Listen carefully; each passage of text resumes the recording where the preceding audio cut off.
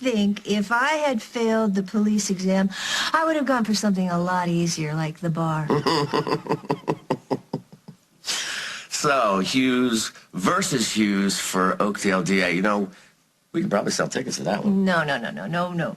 No prosecuting for me. That's what you're best at. I'm visualizing something like Margo Hughes, defense attorney, friend to the little guy, protector of the downtrodden. Golly, I really can't blame Emily Stewart for putting a bullet or 8 into Paul Ryan under the circumstances. So there are circumstances where it is acceptable to break the law and shoot a man in cold blood. You betcha.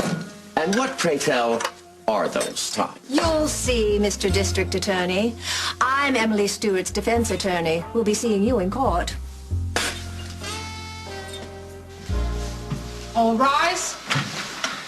Would both attorneys approach the bench? Since this is a preliminary hearing to establish whether Ms. Stewart should be remanded to stand trial, I intend to give both of you leeway in presenting your evidence. However, I will not have this courtroom turned into a circus. Do I make myself clear? Crystal, Your Honor. We wouldn't dream of causing a scene.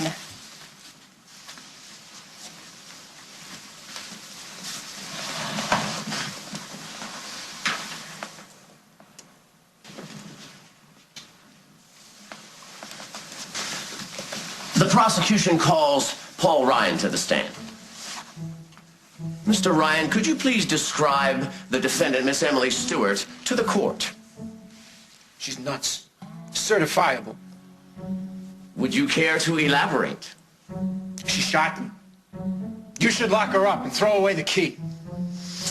Your witness.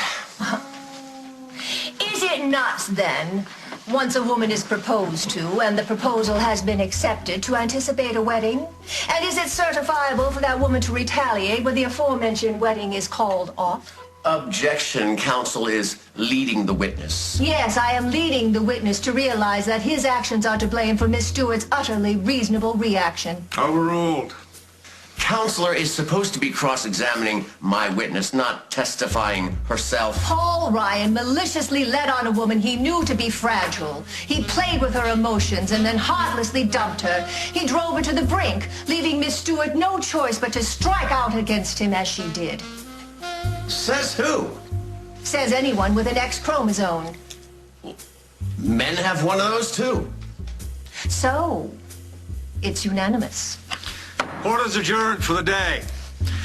And Mr. and Mrs. Hughes, take it outside. Push someone hard enough, and attempted murder easily becomes justifiable homicide. All done, Pinky. My turn. You can keep repeating it all you want, but you'll never make Emily the victim in this case. Paul Ryan is the one with bullet wounds in his chest. And poor Emily has a hole in her heart. There's all sorts of ways to be victimized. Well, you need to brush up on your jurisprudence, my dear. Hey! That hurt! Lighten up. You lighten up! You act like you're all offended by my interpretation of the law, and what you're really upset about is your own wife wiped the floor with you in court today.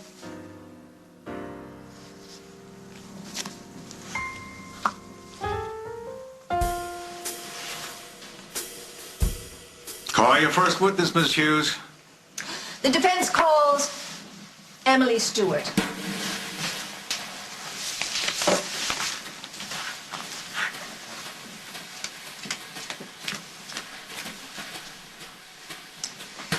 So, Miss Stewart, how did you feel when Mr. Ryan called you, quote, certifiable? Like I always felt when Mr. Ryan called me that. Like he was the first man who ever really truly understood me. So Mr. Ryan was aware of your emotional difficulties when he proposed to you? Oh, yes, he was. He said that we were both two very deeply disturbed people, and that rather than make two other perfectly sane people miserable, we ought to stick together and see if we could just make each other happy. So you were all set to marry and live happily ever after? Yes, I was. Until I saw Paul, my fiancé, with another woman. All those beautiful things he said to me, all the plans we made, gone, tossed away, like I was disposable. My poor little heart was broken. I'm afraid I wasn't myself.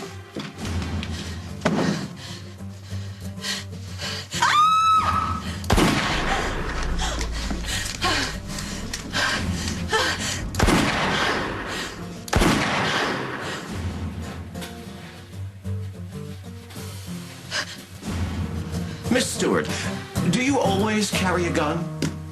No, I bought it that day. For what purpose? To shoot my fiancé.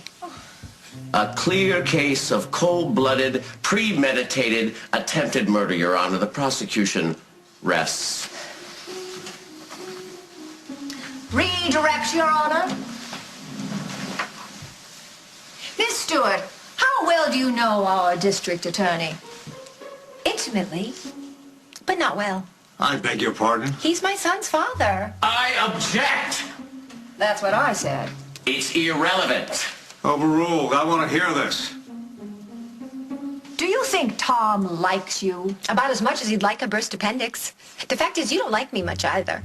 Well, I don't have to like you. I have to defend you, which is what our district attorney doesn't understand. He has an agenda, Your Honor. He is using this case to punish the mother of his child. I object! I agree.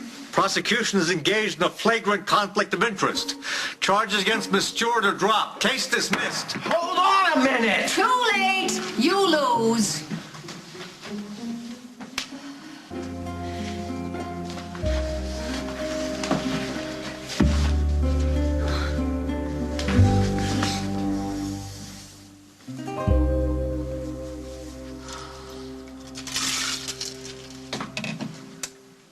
Truce, Pinky.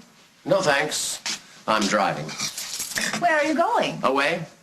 Far enough away that I can start forgetting that my wife humiliated me in open court. But I won the case. That's not humiliation. That's my job. Then keep doing it. You just won't have Thomas Christopher Hughes to kick around anymore. I won't let you leave. No. Sit. Stay. I'm not your lapdog, Margo, and I can't stay after the way you treated me. You see, you only left me with one choice. Tom! No! You misunderstand. Don't be ridiculous. Nothing I possibly could have done could justify you shooting. Oh! Face it, kid. You're all wet. Why, I...